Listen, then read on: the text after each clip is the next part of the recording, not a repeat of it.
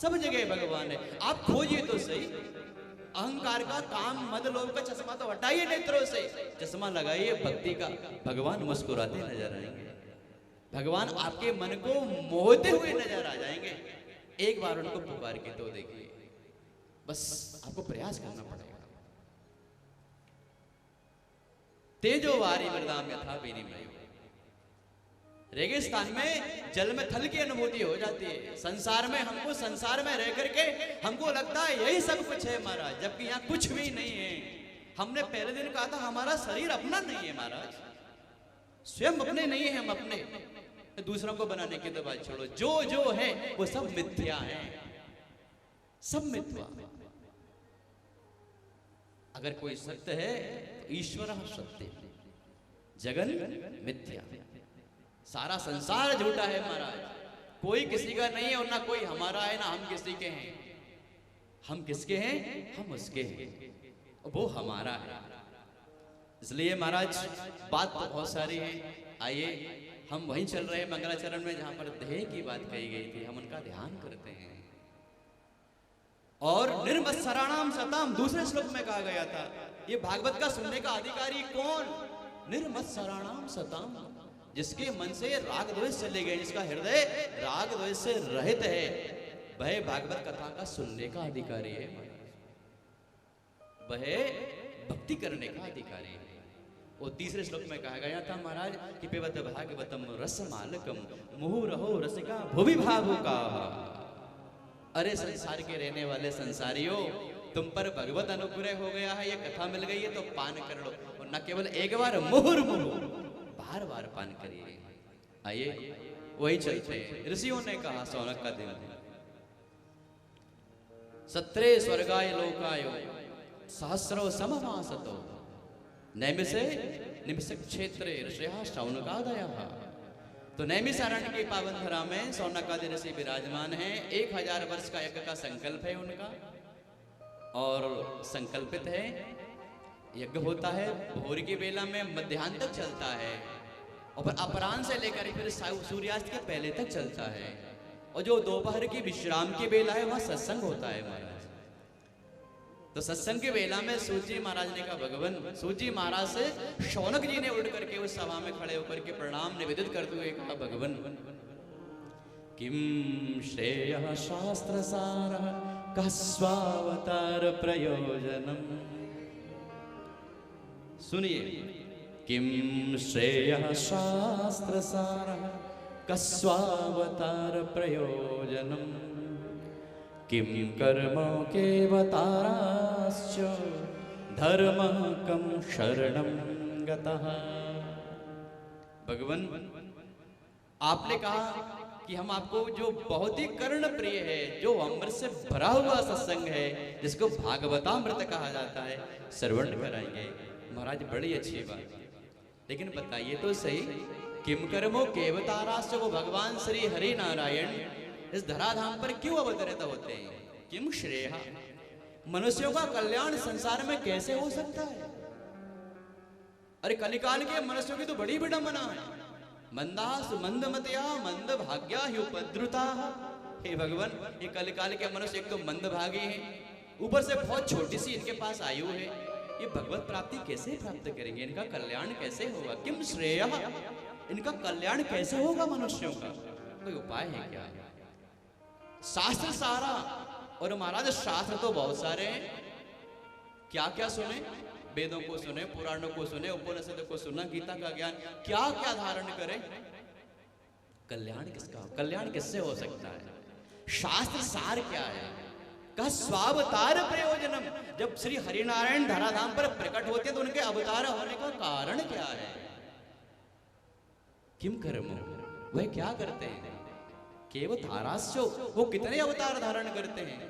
और जब भाई अवतार धारण करते हैं, धराधाम को छोड़ करके लीला स्मरण करके चले जाते हैं, तो फिर धर्म की रक्षा किसके द्वारा होती है? धर्मः कम शरणं गतः, धर्म की रक्षा कौन करता है? वो सब बातें हमको श्रवण करें। अरे महाराज, जब ये प्रश्न कहे तो सूत जी महाराज का मन प्रसन्न हो गया और कहने लगे,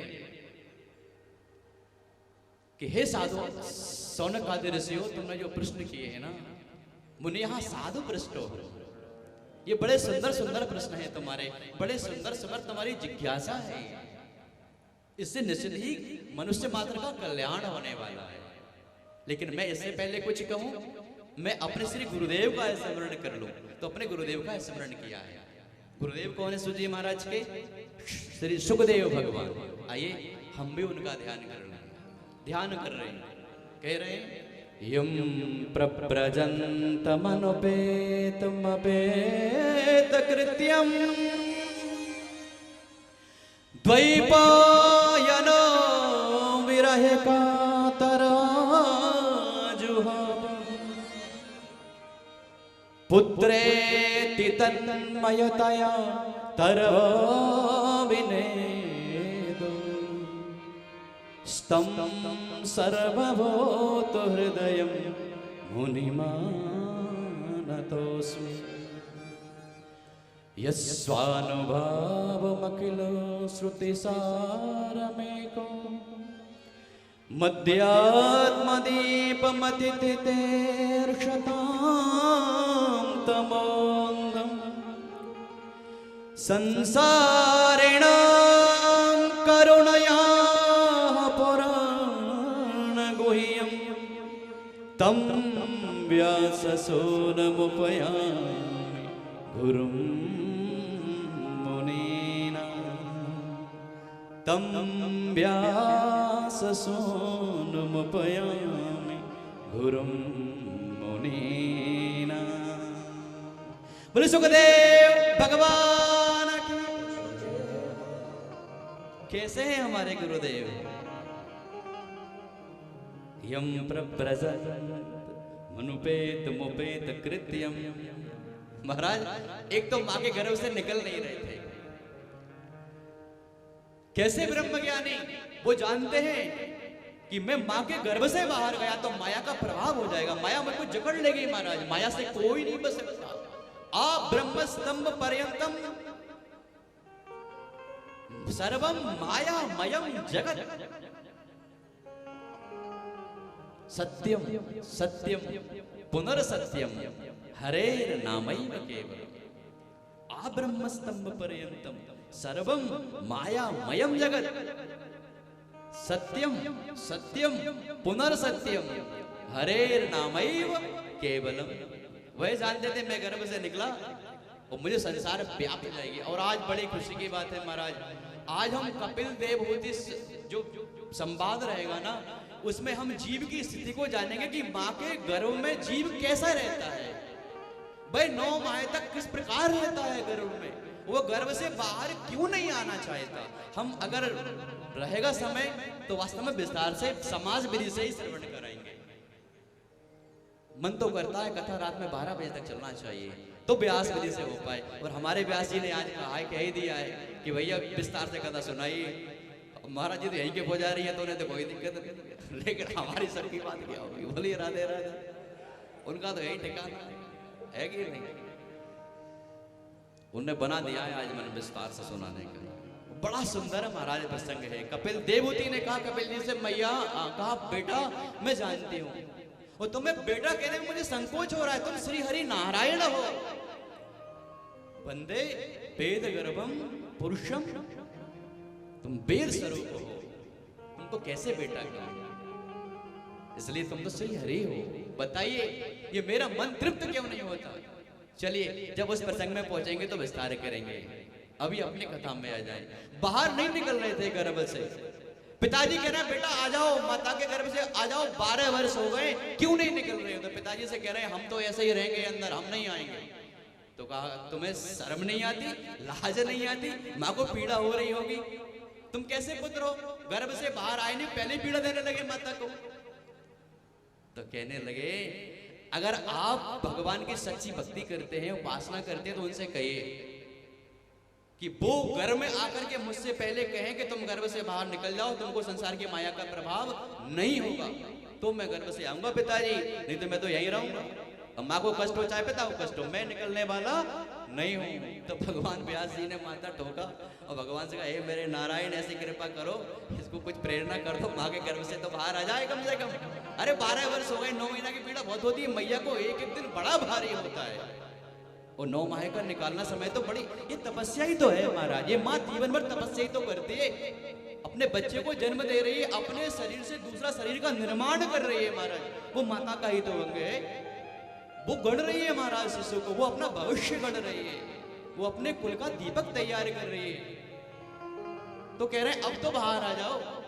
तो कहा हरि से कहो कि मुझसे घर में कह जाए कि हाँ तुम बाहर आओ, तो तुमको माया का प्रभाव नहीं होगा। क्योंकि मैं जानता हूं, मैं निकला और सबने, कोई मुझे भैया बना लेगा, कोई मुझको सैया बना लेगा, कोई कुछ बना लेगा, कोई कुछ बना लेगा, इसलिए मैं नहीं आना चाहता।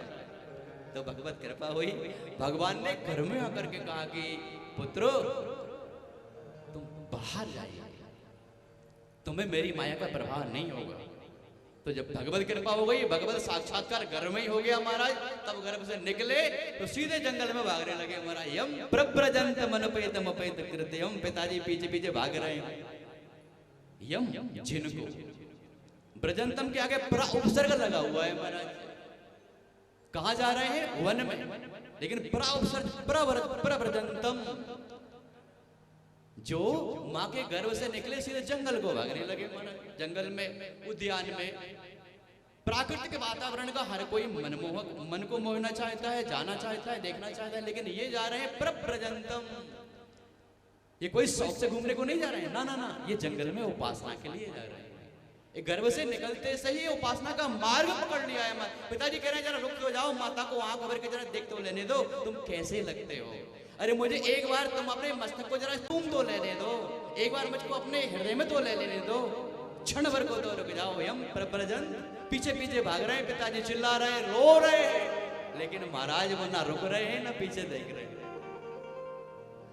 और ऐसा तक कहा गया है कि जब जिस नदी से सरोवर से निकले, वहां कुछ महिलाएं, कुछ स्त्रियां स्नान कर रही थी, वो वस्त्र धारण नहीं किए थे उस वक्त। तो सुखदेव जी निकल गए, उन्होंने वस्त्रों को धारण नहीं किया। और जब महाराज व्यास जी निकले तो उन स्त्रियों ने तुरंत वस्त्रों को धारण कर लिया। और महाराज वो हंसने लगे, व्यास जी देखो तो सही, मुझे बुढ़ापे में देख करके तुमको लाज आ रही है, वो 12 वर्ष का मेरा बेटा निकल गया, उसको देखकर तुमको लाज नहीं आई।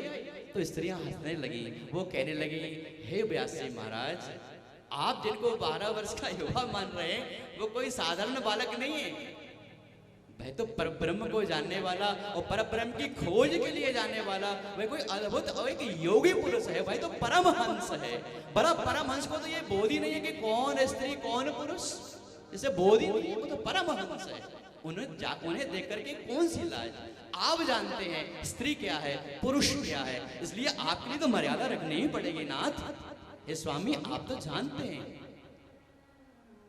स्त्रियों की बातों को सुनकर के आगे बढ़े, करुण पुकार से पुकार रहे हैं लेकिन नहीं सुन रहे हैं। और जो आवाज स्वयं दे रहे हैं, बेटा बेटा, वो उनकी करुण पुकार को वो वृक्ष भी दोहरा रहे हैं महाराज। बेटा बेटा, मान लो प्रकृति भी कह रही है व्यास जी के साथ साथ कि बेटा रुको जाओ। जब आप जंगल में जाएंगे, सुनसान में आवाज लगाएंगे तो वो वहां से प्रतिध्वनि आपको सुनाई पड़ेगी। तो मानो वो वनस्पतियां, वो जंगल, वो वृक्ष भी कह रहे हैं कि जिनको तुम बेटा मान रहे हो, बेटा बेटा नहीं, लौट ऐसे महाराज।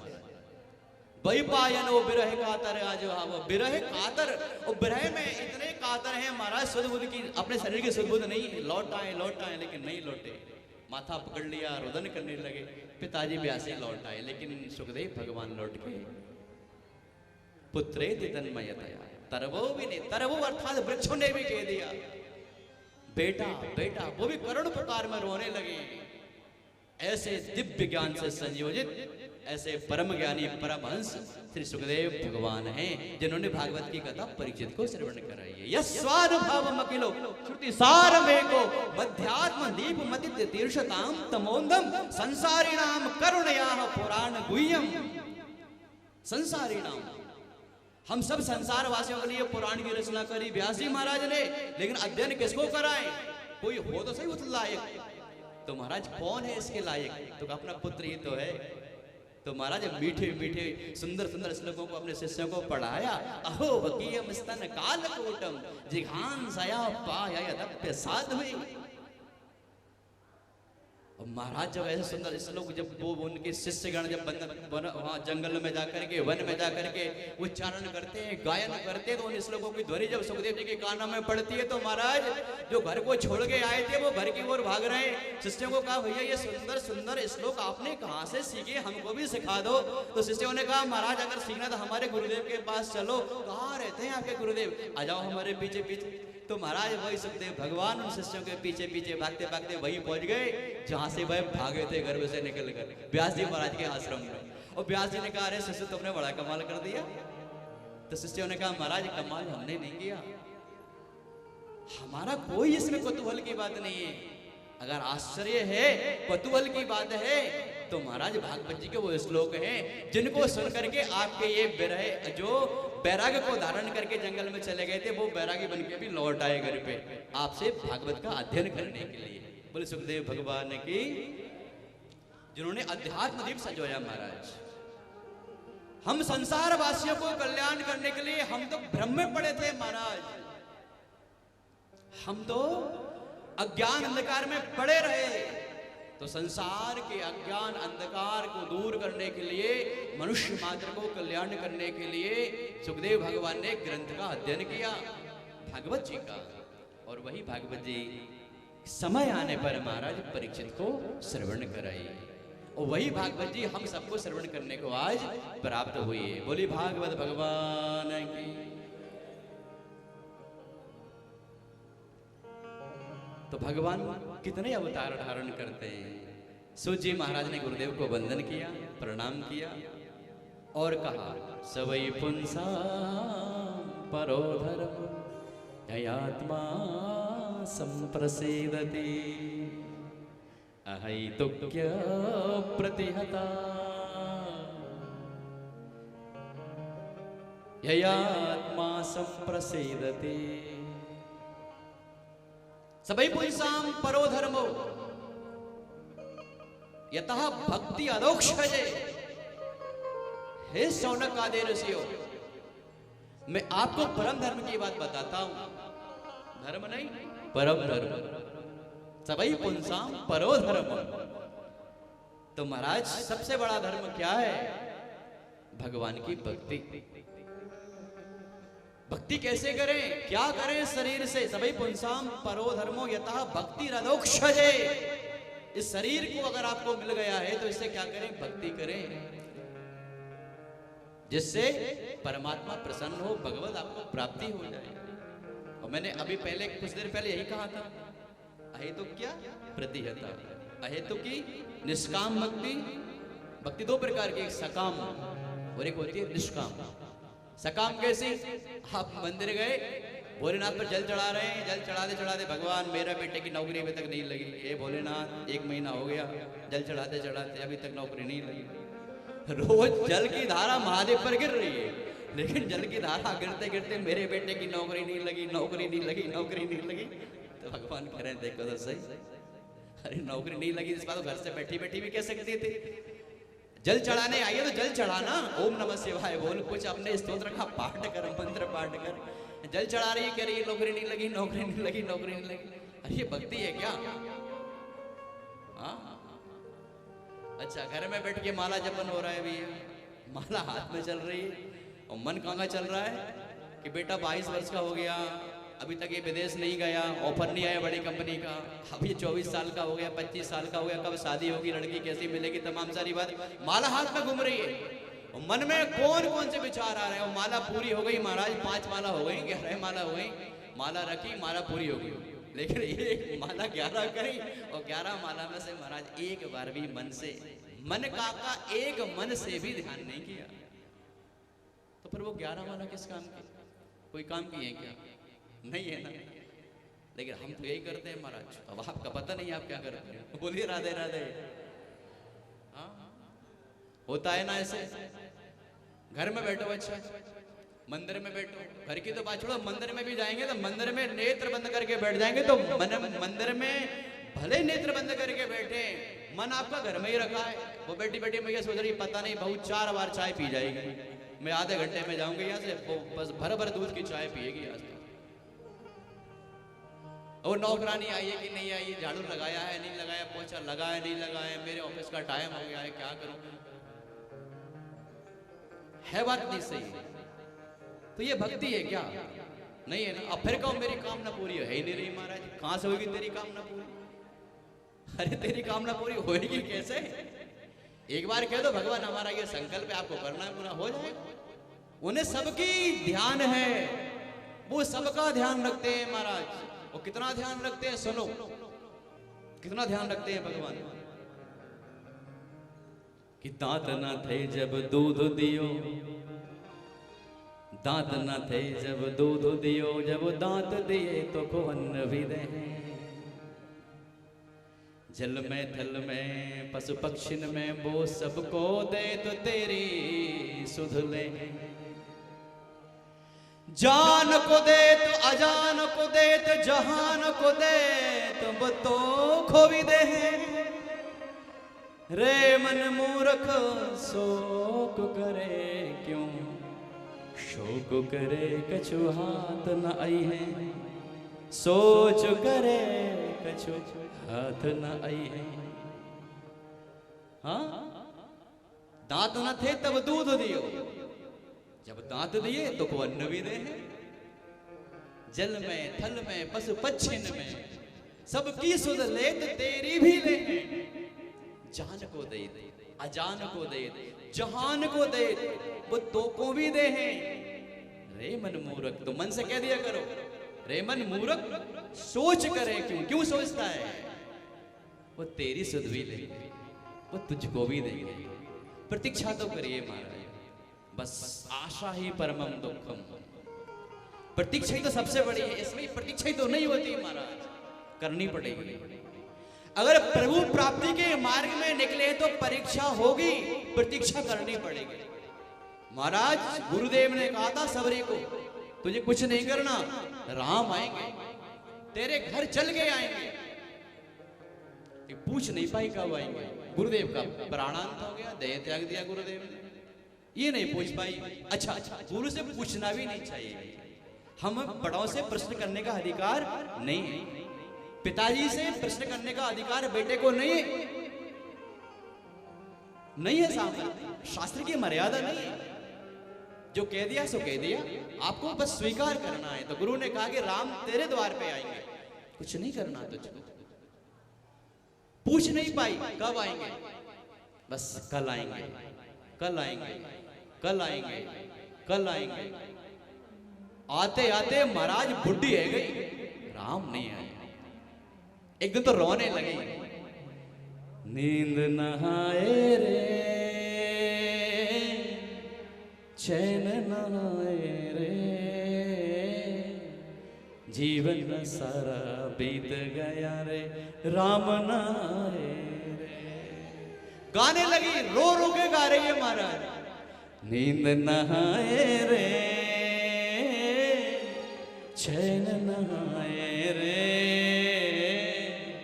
जीवन सारा बीता जाए, राम नहाए रे, जीवन सारा बीता जाए, राम नहाए रे। नींद समय नहीं, हमने चलते कथा, समय बहुत कम है, कथा प्रसंग बड़ा लंबा, क्या करें, यहाँ भाव में बह जाते हैं महाराज। मैं यही कहना चाहता हूं, मैंने पहले दिन भी कहा था, भाव पूर्ण टेर ही करती मुझे लाचार है, बांध लेते भक्त मुझको प्रेम की जंजीर में, इसलिए इस भूमि पर होता मेरा अवतार है। और जिस दिन उसने करुण पुकार से पुकारा कि नाथ अब तो मैं बुढ़ी है गई, आप कैसे लगते हैं, कैसे दिखते हैं, मैं आपके सौंदर्य को, अपने आपके रूप लावण्य को अपने आंखों से कैसे धारण कर पाऊंगी, आपको कैसे पान कर पाऊंगी, नाथ आ जाइए। उसी दिन भगवान राम जी आ गए। बोली राघवेंद्र सरकार की। और आज हमारे बीच में हमारे अभिन्न मित्र और भ्राता भी आचार्य भागवत के बहुत अच्छे विद्वान भोपाल शहर के पूज्य श्री देवेंद्र चतुर्वेदी जी आचार्य जी पधारे, खूब सुस्वागत है, वंदन। आइए इधर आइए।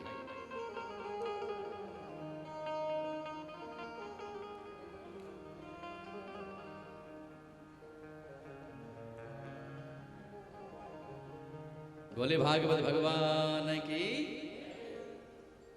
आवाज आपको बड़े ध्यान से सुनना पड़ेगी।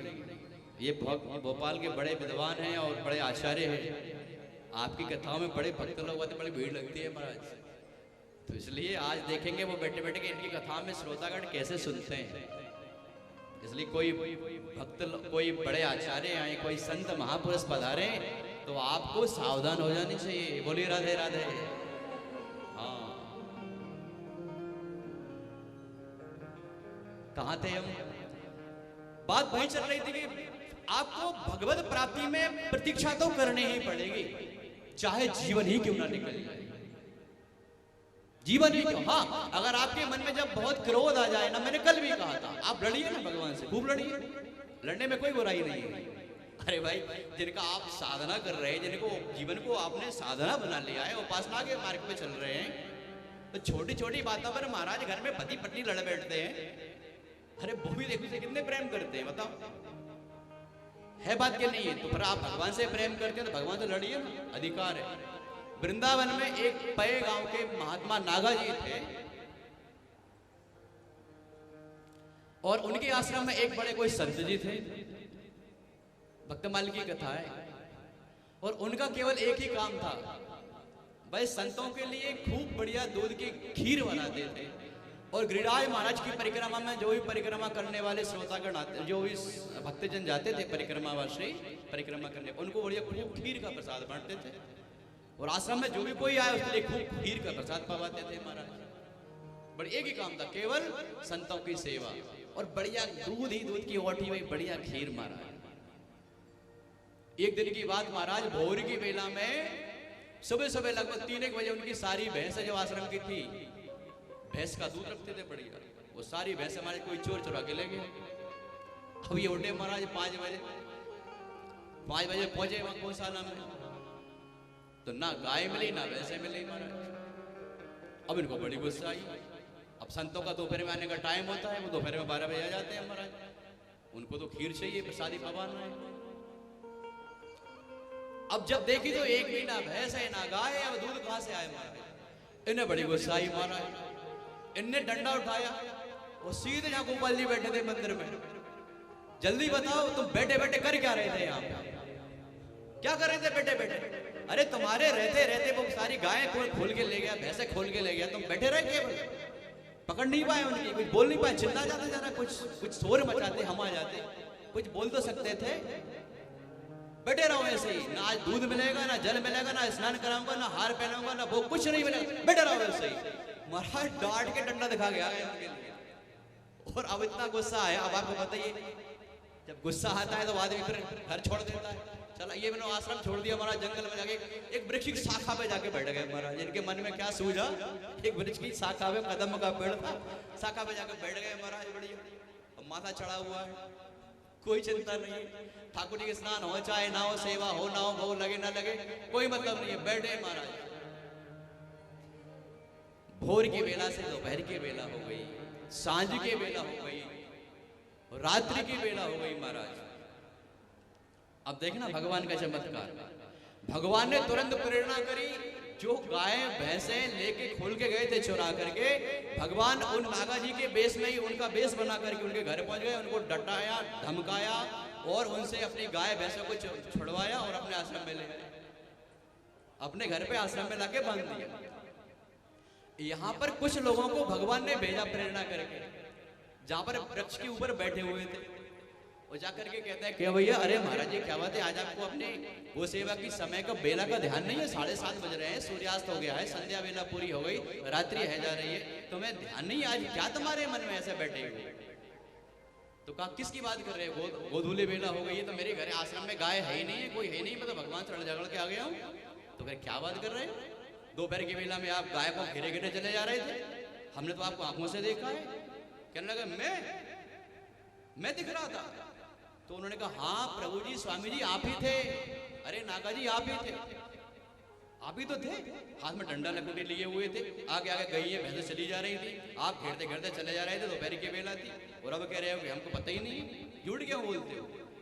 तो माथा ठनका, ये झूठ तो नहीं बोल, ये कोई बोले ठीक है 5-8 इकट्ठे आए कैसे झूठ बोल सकते हैं। और महाराज जब आश्रम में गए तो बाकायदा गायें बंधी मिली, भैंसे पूरी बंधी मिली। और जैसे ही वो ठाकुर जी के चरणों में दंडवत करी, महाराज भगवान का श्री विग्रह मुस्कुराता दिखाई दिया। बोले राधे राधे। तो लड़िए ना आप भगवान से, लड़ सकते हैं, अधिकार है आपको लड़ने का। भक्ति के मार्ग में यही तो मजा है महाराज, यही तो आनंद है। जब मन में आए तब भगवान से खूब आके दिखाओ। अब तुम कैसे हो हमें तो बताइए, हमको देख लो, हम ऐसे खूब लड़ो झगड़ो उनसे। बोलिए राधे राधे। आइए कथा प्रसंग में प्रवेश करते हैं। तो बात बताई कि भगवत प्राप्ति के तो यही साधन है। किम श्रेया, तुमने कहा कि कल्याण कैसे होगा, तो कहा बिना भगवत प्राप्ति के कल्याण तो हो ही नहीं सकता। शास्त्र बहुत है लेकिन शास्त्रों का सार श्रीमद् भागवत में है। तुमने कहा शास्त्र सार, शास्त्र सार क्या है, तो शास्त्र सार भागवत ही शास्त्रों का सार है। भगवान विविध अवतार धारण करते हैं, तो भगवान ने शूकर से लेकर के और सनकादिक नारद यज्ञ भगवान, और तो और शूकर कुकर, भगवान शूकर भी बन गए, भगवान मत्स्य भी बन गए, भगवान कच्छप भी बने, वामन बने, नरसिंह बने, राम परशुराम सब तो बन जाते हैं भगवान। क्यों अवतार ग्रहण करते हैं? जब जब जैसी काल परिस्थिति निर्मित हो जाती है, भगवान को वैसा अवतार ग्रहण करना होता है। हे महर्षियों, जब तुमने पूछा जब भगवान धराधाम को छोड़ करके चले गए तो धर्म की रक्षा किसने की, तो कहा भगवान धर्म को सुरक्षित करके गए। और जब जब इस धराधाम पर अत्याचारी पैदा हो जाएंगे, दुराचारियों का जब बहुत ज्यादा प्रभाव हो जाएगा, तो भगवान फिर से अवतार ग्रहण कर लेंगे।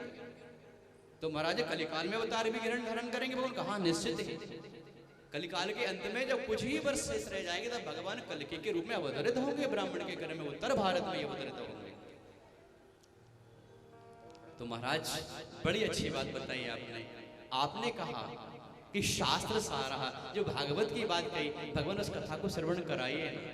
वो कथा कैसी है, वो कौन ने लिखी, कब लिखी, उस सुखदेव जी महाराज ने कैसे अध्ययन करी, वो सब बातें हमको श्रवण कराई। तो उस बात को बताया कि व्यास जी महाराज ने श्रीमद् भागवत महापुराण की रचना करी। वर्तमान चतुर्युगी चल रही है, तो वर्तमान चतुर्युगी में जो तीसरा युग था द्वापर युग, इसके अंत में भगवान कृष्ण का अवतार हुआ था। व्यास जी महाराज ने पुराणों की रचना करी। लेकिन बद्रिकारण्य में उस दिव्य आश्रम में सरस्वती के तट पर महर्षि व्यास खिन्न मन से बैठे हुए थे। मन में उदासी छाई हुई थी। उन्हें लग रहा था आखिर मैं क्या करूं। 17 पुराणों की मैंने रचना करी, शतसहस्त्री संहिता जिसको महाभारत कहा जाता है, 1 लाख श्लोकों से बद्ध है, रचना करी, फिर भी मेरे मन को संतोष नहीं हो रहा है। क्या बात है। तब क्या हुआ, तो नारद जी का वहां पर आगमन हुआ। और नारद जी जब आश्रम में पहुंचे तो नारद जी ने कहा कि पाराशरय महाभाग भवता कच्चिदात्मना। क्या बात है, ऐसे खिन्न मन से क्यों विराजित हैं? ये मुख की कांति भंग क्यों हो रही है? आपका तेज क्यों नहीं दिख रहा है? क्या बात है। तो व्यास जी ने कहा हे महर्षि, आपका बड़े अच्छे समय पे आगमन हुआ है, मेरा मन बड़ा खिन्न है, बड़ी उदासी छाई हुई है, ऐसा लगता है मुझसे कुछ छूट रहा है। रचना मैंने जो की है कहीं ना कहीं कुछ छूट रहा है मुझसे। तो नारद जी ने कहा हे व्यास जी महाराज, आपने सभी पुराणों की रचना करी ठीक है, लेकिन आपने ऐसे ग्रंथ की रचना भी नहीं करी है जिससे कलिकाल के मनुष्यों का कल्याण होने वाला है।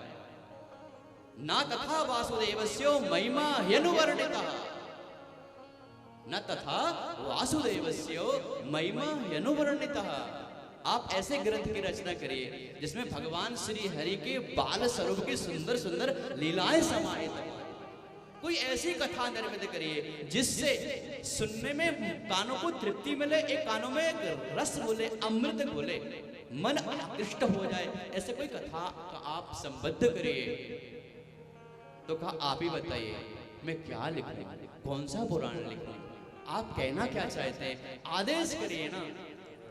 तब फिर नारद जी ने कहा, बहुत सारी बातें हुई है वहां पे, सार रूप में बता दें। उन्होंने कहा है कि देखो ये भगवान की भक्ति सहसा हर किसी को मिलने वाली नहीं। मैंने भी खूब प्रयास किया था भगवत प्राप्ति के लिए, और मेरे मन में बार बार बात आती थी मैं घर छोड़ दूं, लेकिन माँ घर में थी। लेकिन देव योग की बात, संतों की सेवा करती रहती थी माँ, और संतों की सेवा से उनका जूठन मुझको मिल जाया करता था। तो मेरा ये देह गए पवित्र हो गया, मन में हरि भक्ति जागृत हो गई। लेकिन घर छोड़ने के बार बार मन में भाव जागृत हुआ, माँ घर में थी, बिना माता पिता की सेवा में घर कैसे छोड़ दूं। देवयोग की बात, सर्प ने माँ को डसा, माँ का देह अवसान हुआ, माँ भगवत धाम को पधार गई, मैं अकेला रह गया। मेरे शरीर से भगवत आराधना प्रारंभ करी, जंगल में जाकर के पीपल की वृक्षों में बैठ गया और अखंड तपस्या करी। आकाशवाणी हुई, तो मैं इस शरीर में परमात्मा का दर्शन नहीं हो सकता, क्या करे, अखंड और भी तप करी। तब महाराज मैं कल्पांत में ब्रह्मा का पुत्र हो गया और आज आपके सामने खड़ा। देवदत्ता में माम वीणाम स्वर वरम में बभूषिता, मूर्छेत्वा हरिकथाम गाय मानस चाराम में।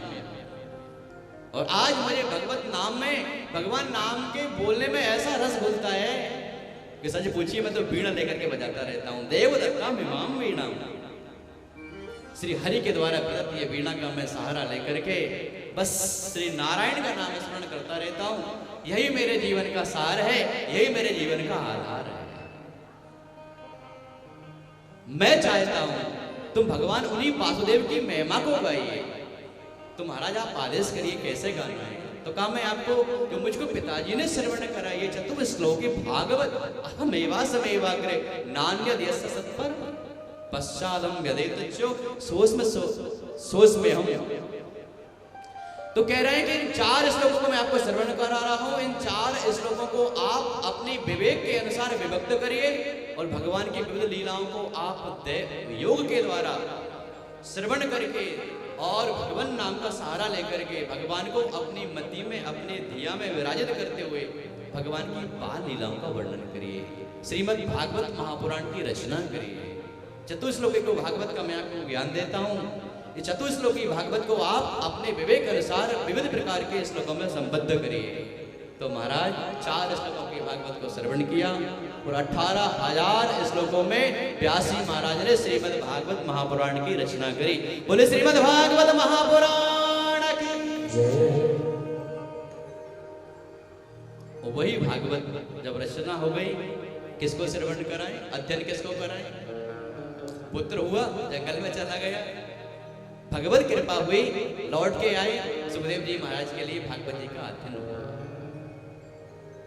तो सुखदेव जी की कथा आपको मैंने श्रवण करा दी है। प्रश्न किया स गोदोहन मात्रम ही गृहेषु गृह में देना। अरे वो सुखदेव भगवान तो केवल क्षण दो क्षण के लिए रुकते थे। जितने समय तक गाय का दोहन किया जाता है ना, जितना समय गोदोहन में लगता है, उतने समय तक केवल सुखदेव महाराज रुकते थे किसी स्थान पर। भला वो 7 दिन तक कैसे ठहर गए कथा सुनाने के लिए? तो कहा ये तो उस कथा को ही श्रवण करके पता चलेगा। बोले राधे राधे।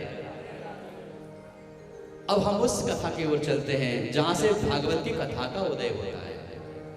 महाभारत का वह प्रसंग जहां महाभारत युद्ध हुआ और महाभारत युद्ध के पश्चात अंत में पांडवों को विजय श्री प्राप्त हुई और दुर्योधन मरणासन्न अवस्था में कुरुक्षेत्र की भूमि में पड़ा हुआ है। गौर करने की बात, बहुत अभिमानी था दुर्योधन, अपने पौरुष पर, अपने बल पर बड़ा अभिमान था मुझको। आज उस शरीर को आकाश मंडल से गिद्ध आकर के उसके मांस के टुकड़े को मारवाज खींच खींच करके लेके जा रहे हैं, लेकिन इतना सामर्थ्य नहीं है उसको पकड़ के भगा सके। पड़ा है, उठ नहीं पा रहा है। आकाश में विचरण करने वाले पक्षियों को लगता है कि ये मृतदेह पड़ी हुई है, ये कोई मरा हुआ शरीर है। वो आकाश मंडल में आते हैं और जमीन पर आए, ऐसा चोंच से दबाया, मांस का टुकड़ा मुख में भरा और ले गए उड़ के महाराज। बड़ी पीड़ा हो रही है, कुकर सुकर आ रहे हैं महाराज, इनको भगाता है, उनको भगाता है, चारों ओर से शरीर पर हमला हो रहा है। बड़ा पौरुषवान था, बड़ा पौरुषवान था, शक्तिशाली था, अभिमानी बहुत था महाराज। देखिए आप कितने ही पौरुषवान, बलवान हो, पहलवान हो, बुद्धिमान हो, विद्वान हो, वो ठीक है, अपने प्रारब्ध के अनुसार है। लेकिन अगर अभिमान का अंकुर आपके हृदय में अंकुरित हो गया तो वो पौरुष सब बेकार हो जाएगा, सब बेकार हो जाएगा। आज वह पौरुष धिक्कारने योग्य है कि जिंदे शरीर में से महाराज पशु पक्षी मांस के टुकड़े ले लेकर भाग रहे। अब कल्पना करिए कितनी वेदना हो रही होगी। वहां पर उसी बीच अश्वत्थामा का आना हुआ। अश्वत्थामा आया और अश्वत्थामा ने आकर के देखा, मित्र तुम्हारी इस पीड़ा को देख करके, इस अवस्था को देख करके मुझे बड़ा दुख हो रहा है। अब मैं तुम्हारी इस अवस्था में क्या सहायता कर सकता हूं? अगर तुमने मुझको सेनापति नियुक्त कर दिया होता तो आज तुम्हारी यह अवस्था नहीं होती, आज विजयश्री आपके कदमों में होती। दुर्योधन ने कहा, अच्छा अगर ऐसी बात है तो सुन, अभी मेरे शरीर में प्राण है, अभी मेरे शरीर में प्राण शेष है, प्राणांत नहीं हुआ, तुझको अभी सेनापति नियुक्त करता हूं। और महाराज शरीर में जो रक्त प्रवाहित हो रहा था उसी रक्त से महाराज अश्वत्थामा के मस्तक पर तिलक लगा दिया। जा, तुझको मैंने सेनापति नियुक्त किया और पांचों पांडवों के सिर काट के तू ले आएगा तो मैं तुझको अपना हितैषी मानूंगा, तुझको मैं पौरुषवान मानूंगा। महाराज कह तो दिया, तुमको वचन देता हूं, प्रतीक्षा करना, जब तक मैं लौट के ना आऊं इस देह में प्राण को संजो के रखना, संभाल के रखना, पकड़ के रखना, मेरी प्रतीक्षा करना। मैं पांचों पांडवों के शीश काट के लेके आऊंगा, मेरी प्रतीक्षा करना। चला गया वचन देके। महाराज वचन देना बड़ा सरल है, उसको पूरा करना बड़ा कठिन है। और खास तौर से तो उस समय वहां जहां श्री हरि महाराज पहरेदारी करते हो, जहां स्वयं श्री हरि पहरेदारी करते हो। भला उनका कोई बाल बांका भी कर सकता है क्या? कर सकता है क्या? जब पितामह भीष्म ने प्रतिज्ञा कर ली कि कल का सूर्य अस्त तब होगा जब कोई ना कोई एक पांडव इस संसार से चला जाएगा। इस रण प्रांगण में, इस रण क्षेत्र कुरुक्षेत्र में कोई एक पांडव, 5 पांडवों में से कोई एक पांडव जाएगा, नहीं रहेगा। और भीष्म प्रतिज्ञा, महाराज भीष्म तो भीष्म ही है और पांडव तो महाराज यहाँ पे सो रहे हैं बढ़िया, कोई टेंशन नहीं है, कोई चिंता नहीं है। द्रौपदी अपने बेल में पड़ी। भगवान महाराज बार बार विचरण कर रहे हैं। देखिए मध्यरात्रि की वेला है, पितामह भीष्म की प्रतिज्ञा है, लेकिन अर्जुन को कोई संकोच नहीं है, कोई डर नहीं है कि प्रतिज्ञा ये हो गई है। लेकिन भगवान श्री हरि श्री कृष्ण को नींद नहीं आ रही है। महाराज मध्य रात्रि में 2 बज गए, क्या करूं? पितामह भीष्म को ये जानता है अर्जुन, लेकिन मानता नहीं। ये समझ रहा है कि मैं बड़ा धनुर्धर हूं। पितामह भीष्म क्या करेंगे? मैं बड़ा धनुर्धर हूं। अरे तू धनुर्धर तो है, लेकिन तू जानता नहीं वह भीष्म है। लेकिन अर्जुन को कोई शोक नहीं है, कोई चिंता नहीं है।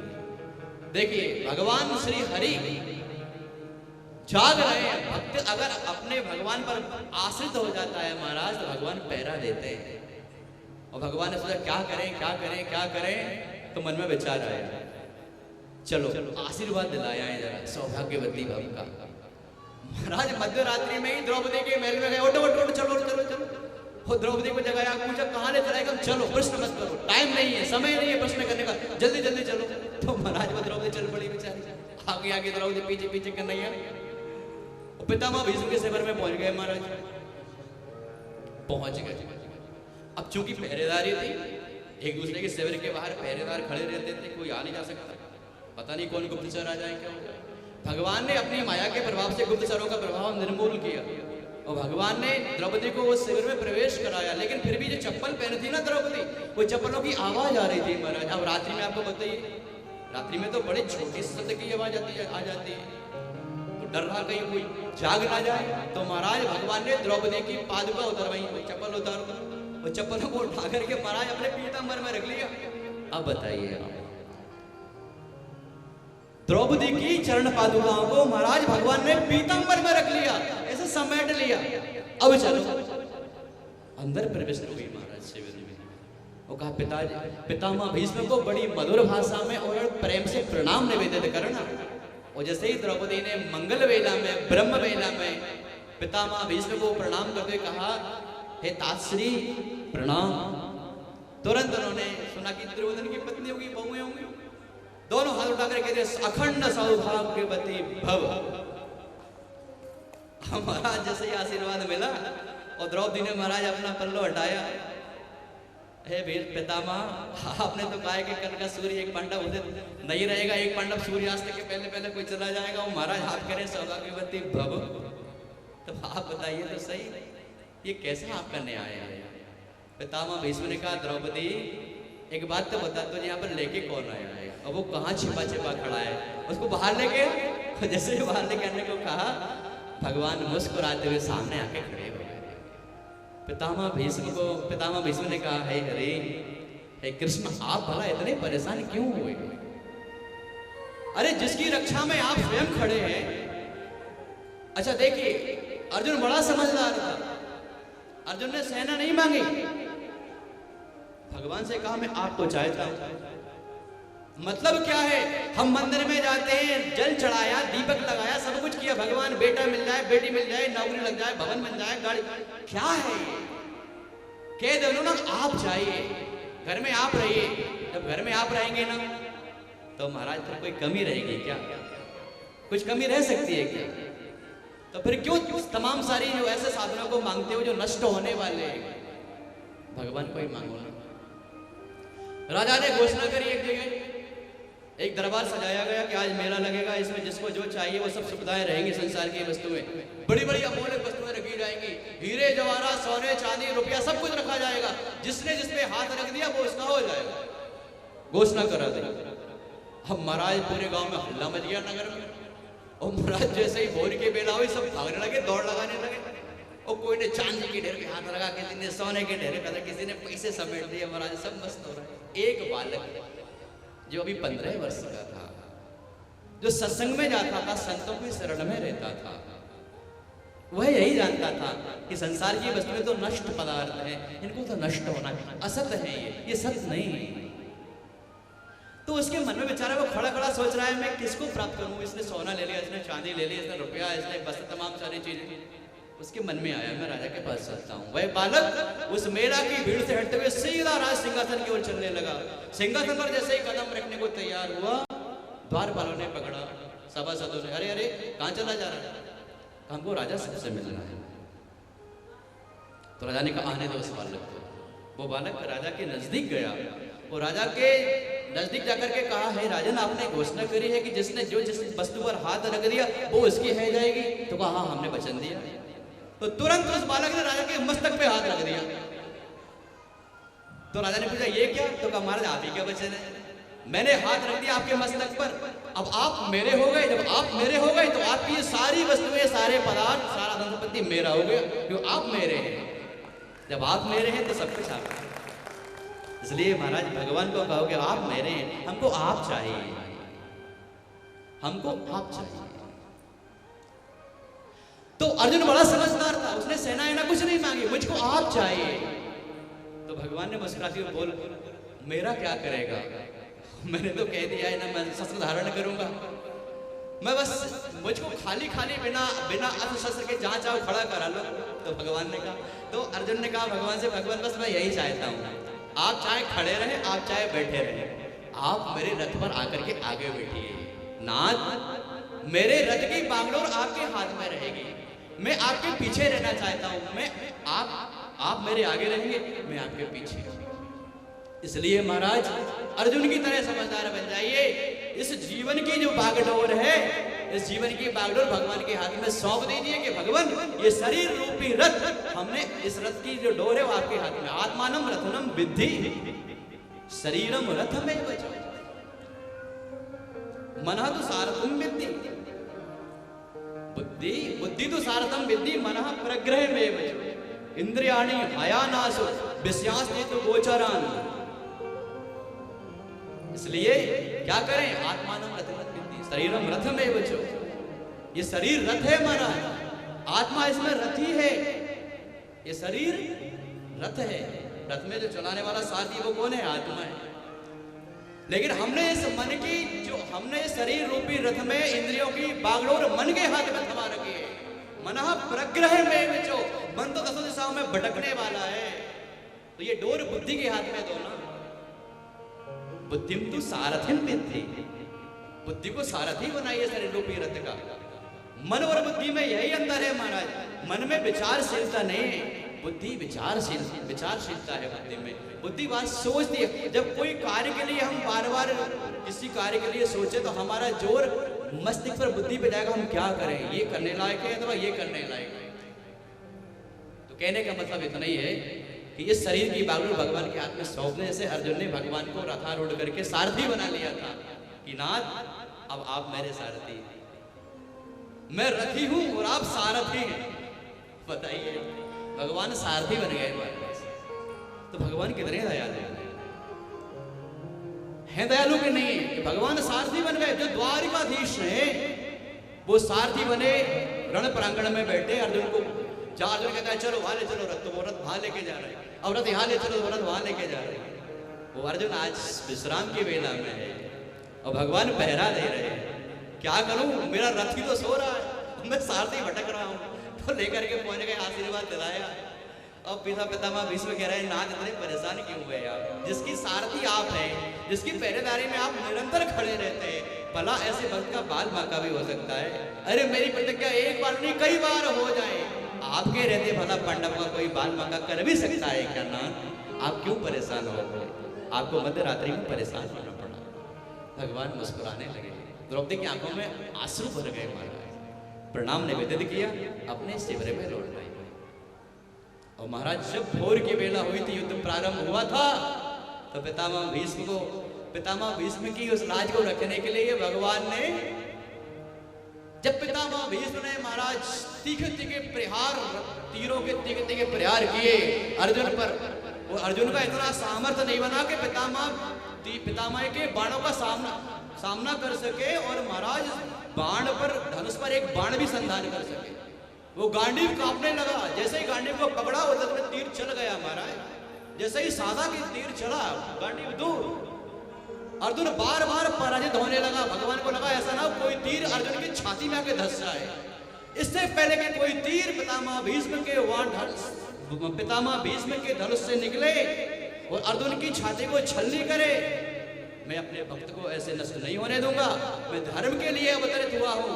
धर्म के इस युद्ध क्षेत्र में मैं अपने रथी को, अपने भक्त को, उस धर्म की रक्षा के लिए मुझे कुछ भी करना पड़े, एक बार नहीं मैं 100 बार अपनी प्रतिज्ञा को झुठला दूंगा। भगवान कूद गए रथ से महाराज, और रथ का पहिया निकाल लिया। रथ का पहिया निकाल करके पितामह भीष्म सामने खड़े हो गए, मारने को तैयार। महाराज इतना क्रोध भगवान को, पीतांबर गिर गया नीचे, धरती कांपने लगी। मानो भगवान ने पीतांबर को फेंक करके धरती को आश्वस्त किया कि चिंता मत करो, कुछ प्रलय होने वाला नहीं है। अगर भगवान को क्रोध हो जाए महाराज तो लय हो जाए, पृथ्वी का लय हो जाए। इस धरती भगवान को क्रोध आ जाए तो त्रिपुटी मात्र सृष्टि लय हो, जिनकी केवल तिरछन चितवन से प्रकृति में लय हो सकता है सृष्टि में। तो आज भगवान क्रोध दिखा रहे हैं। तो उन्होंने आश्वस्त किया पीतांबर को गिरा करके, हे धरणी तू चिंता मत कर, कोई प्रलय होने वाला नहीं है, मैं क्रोध में नहीं हूं, मैं तो भक्त की रक्षा कर रहा हूं, उसके संकल्प की रक्षा कर रहा हूं, उसकी प्रतिज्ञा का मान रख रहा हूं और अपनी प्रतिज्ञा का मैं मर्दन कर रहा हूं। बोले भक्त वत्सल भगवान की। ऐसे भगवान श्री हरि कृष्ण, उन्हीं की लीला कथा को हम श्रवण करने को तैयार हैं। तो आइए हम वही चलते हैं। वचन देकर के आ गया कि जब तक मैं लौट के न आ जाऊं तुम शरीर में प्राणों को संजो के रखना। चल पड़ा, रात्रि के बेला थी महाराज। जिस वृक्ष के नीचे बैठा सोच रहा था क्या करूं, वचन तो दे दिया, कैसे करूंगा। एक पांडव को मारना बड़ा दुष्कर है, 5 पांडवों को मारना तो पर कैसे होगा। कोई एक परास्त करना बड़ा दुष्कर है। ऊपर से वो कन्हैया तो देखता ही रहता है, पहरेदारी में खड़ा ही रहता है, क्या करूं। नींद नहीं आ रही महाराज। तो देखा जैसे लेटा वृक्ष के नीचे, तो इस वृक्ष के ऊपर क्या था, एक उल्लू ने कौवे के बच्चों को महाराज मार डाला। घोंसले में कौवे के बच्चे शयन कर रहे थे। उल्लू वहां पर, एक उल्लू वहां पर आया और उस उल्लूक ने उस काक के बच्चों को मर्दन कर मार डाला। इसको बोलते हैं शास्त्र में काक उल्लूक न्याय। ये उसने देखा और मन में समझा ये बात ठीक है कि इस समय पांडव सो रहे होंगे, सोने में ही आक्रमण करा जाए उनके लिए। जीते जीते उनको जागते तो कभी परास्त करना संभव नहीं है। सोने में ही उनको मार के आना चाहिए। वो नयन इसको निद्रा में होंगे, जब व्यक्ति घोर निद्रा में होता है तो आपको पता ही उसका शरीर, उसके शरीर तो है लेकिन उसके शुद्ध देह की नहीं रहती। शिविर में पहुंच गया। देव योग की बात, भगवान श्री कृष्ण ने पांडवों को जिस शिविर में पांडव विश्राम करते थे उनको अन्य दूसरे शिविर में विराजित करा दिया था, विश्राम के लिए ले गए थे। और जब पांडवों के पुत्रों ने सोचा कि आज हमारे पिता से दूसरे शिविर में विश्राम करें तो इस शिविर में हम विश्राम करें, तो उनके 5 पांडवों के 5 पुत्र विश्राम कर रहे थे। इसे लगा कि पांडव है, और रात्रि में महाराज निकाले खड्ग और 5 पुत्रों के शीश काट लिए और अंधकार में कपड़े में लपेट लिए, और भोर की वेला होते होते महाराज रण प्रांगण में आया जहां दुर्योधन पड़ा हुआ था। मित्र, तुमको मैंने वचन दिया था ना कि मैं पांडवों के शीश लेके आऊंगा, एक की बात छोड़ो 5 के 5 शीश ये लो। तो दुर्योधन ने कहा कि बड़ी अच्छी बात करी तूने, बहुत बड़ा आश्चर्य हो रहा है, मुझे कौतूहल है। मैं एक पांडव भीम को परास्त नहीं कर पाया, तू 5 पांडवों को एक साथ परास्त करके, वो भी रातों रात परास्त करके आ गया, बड़ी अच्छी बात है। अच्छा तो एक काम कर, मुझको भीम का सिर ला के दे दे। तो महाराज जैसे भीम को सिर को उठाने की बात करी तो पता लगा तो ना अर्जुन का शीश, ना युधिष्ठिर का, ना भीम का, वो तो उनके पांडवों के पुत्रों के शीश थे महाराज। और जब दुर्योधन ने हाथ में देखा तो कहा, रे मूर्ख, तूने तो हमारे कुल को जल देने वाला ही खत्म कर दिया, कोई जलांजलि देने वाला भी नहीं बचा हमारे कुल में। तो तुझको ऐसा कृत्य करने में लाज नहीं आई? थोड़ी सी लाज नहीं आई तुझको? अब तेरी मृत्यु तो निश्चित है, भाग जा जहां तक तू भाग सकता है, क्योंकि अर्जुन तुझको छोड़ने वाला नहीं। महाराज भयभीत हो गया, कांपने लगा, और दुर्योधन का प्राणांत हो गया। कुछ विद्वान ऐसा मानते हैं कि उसको ऐसा वरदान था कि जिस समय दुर्योधन को एक साथ हर्ष और शोक व्याप्त हो जाएगा, दुर्योधन की मृत्यु हो जाएगी। तो हर्ष इस बात का था कि 5 पांडव मारे गए, और जैसे ही देखा तो शोक हो गया कि तो मेरे पुत्रों को मारा गया। तुरंत उसकी मृत्यु हो गई।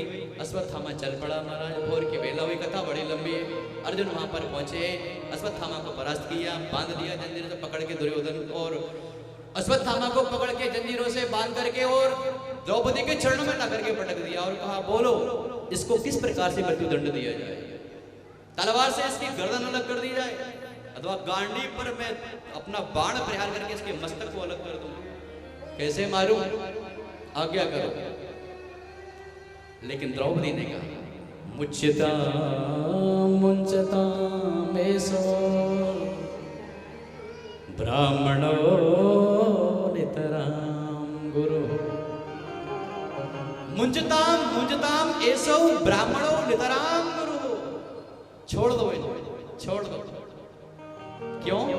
कैसे छोड़ दें? ये आपके गुरुदेव है।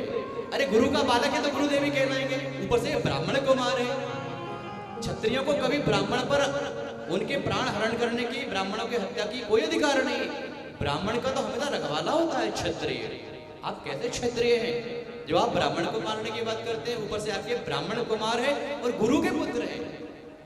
तो तुमको पता नहीं इतना कटस ने महान ऐसा दुष्कृत्य किया है, हमारे पुत्रों को मारा है? तो कहा इसने भले ऐसा कृत्य किया है, फिर भी ये मृत्यु के योग्य नहीं। भीम ने कहा, अर्जुन तूने अगर छोड़ दिया तो मैं इसको एक ही गदा प्रहार में इसके प्राण हरण कर दूंगा। युधिष्ठिर ने कहा कि अब क्या किया जाए, क्या किया जाए? बेचारे विमर्श करने लगे। युधिष्ठिर जी ने पूछा भगवान श्री कृष्ण से कि भगवान आप बताइए इस अवस्था में क्या किया जाए?